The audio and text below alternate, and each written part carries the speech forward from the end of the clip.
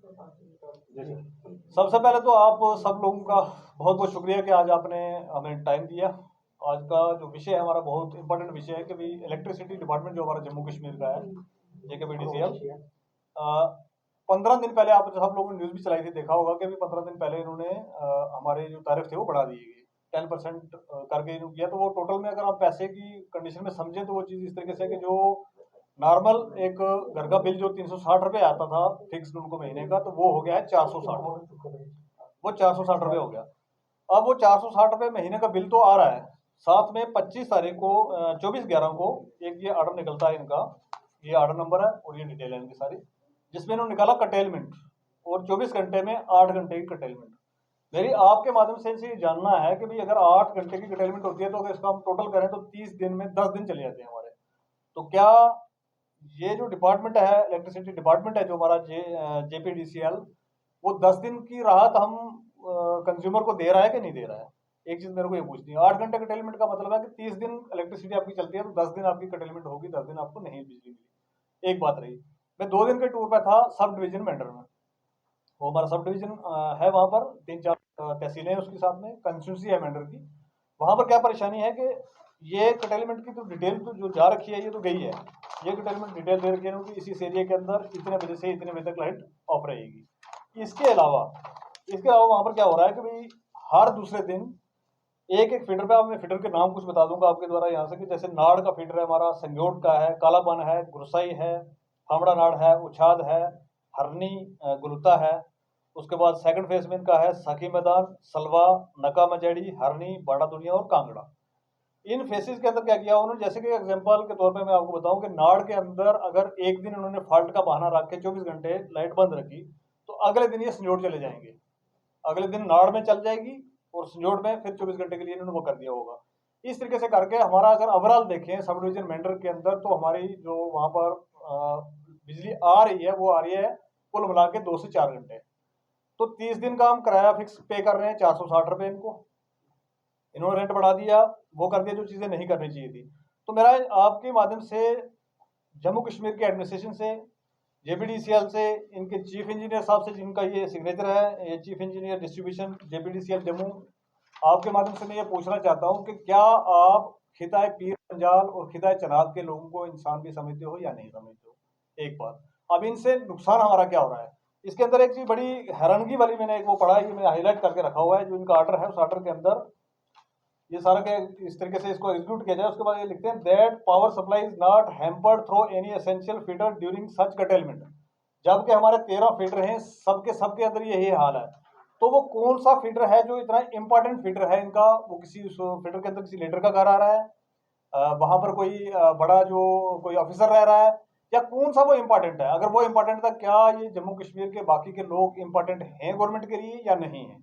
अगर नहीं है भाई तो फिर छोड़ दो आप, क्योंकि वैसे भी जम्मू कश्मीर के अंदर या तो फोकस किया जाता है जम्मू सिटी को या फोकस किया जाता है कश्मीर सिटी को। इसके अलावा जो हमारी पॉपुलेशन मोर देन 90% पॉपुलेशन जो अलग अलग हिली एरियाज के अंदर रहती है, रूरल के अंदर रहती है, उनको तो इंसान नहीं समझा गया है पिछले 70 साल के अंदर। और वही हमारे साथ आज भी यहाँ पर जो है किया जा रहा है। हमारे बच्चों की एजुकेशन सफर हो रही है। कटेलमेंट का टाइम आप देखेंगे तो ये शाम को 6 बजे के आसपास अंधेरा होना शुरू होता है, 6 से 9 के आसपास तो हर किसी फीडर पे लाइट बंद होती है।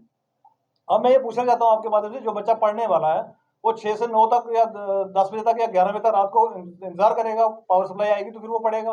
वो सोएगा कब, वो उठेगा कब, और वो कॉलेज कब जाएगा? तो ये एक तरीके की साजिश के तहत हमारे जो खासकर खिता पीर पंजाल और खिता चनाब के अंदर ये किया जा रहा है बिजली के कटेलमेंट। बिजली के कटेलमेंट से क्या हो रहा है, हमारी एजुकेशन सफर हो रही है। हमारे हॉस्पिटलों तक के लिए अंदर लाइट्स जो है वो दिन को नहीं अवेलेबल होती है। अगर किसी को एक्सरे कुछ कराना हो तो मेंढर सब डिवीजन हॉस्पिटल के अंदर लाइट का इंतजार करना पड़ता है बैठ के।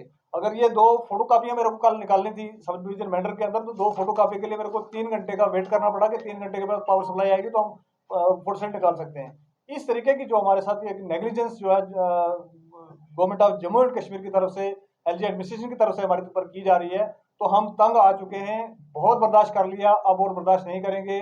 मैं आपके माध्यम से इनसे पूछना चाहता हूं कि भाई आप अगर इंसान समझते हो कि रूरल के अंदर ये लोग रह रहे हैं, इंसान हैं, तो बिजली का जो ये एक बेसिक नेसेसिटी में आता है, बेसिक जरूरत है। अब इससे प्रॉब्लम क्या हो रही है कि हमारी बिजली टाइम पे ना आने से क्या हो रहा है कि हमारा जो पावर सप्लाई ना टाइम से आने से जो वाटर सप्लाई है वो भी डिफंक्ट हो रही है, क्योंकि वाटर सप्लाई को लिफ्ट करने के लिए रात को मोटरें चलानी पड़ती हैं, रात को पावर चाहिए होती है।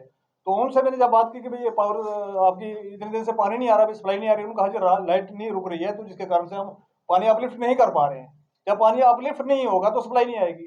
तो आप समझिए इस चीज को कि दोनों चीजें जो है मेन, मतलब पावर और पानी, इन दो चीजों के बगैर क्या कोई अमीर हो, गरीब हो, पढ़ा लिखा हो, अनपढ़ हो, कोई भी हो, वो इसके बगैर नहीं रह सकता है। इंसानियत के लिए सबसे इंपॉर्टेंट जो आज की जरूरत में ये दो चीजें हैं, वो दोनों हमारी डिफेक्ट हो रही हैं सिर्फ लाइट की पावर सप्लाई टाइम से ना होने से। तो मैं आपके माध्यम से एग्जैक्ट मिनिस्ट्री से रिक्वेस्ट करूंगा कि पहले नंबर पर तो इसको वापस लिया जाए।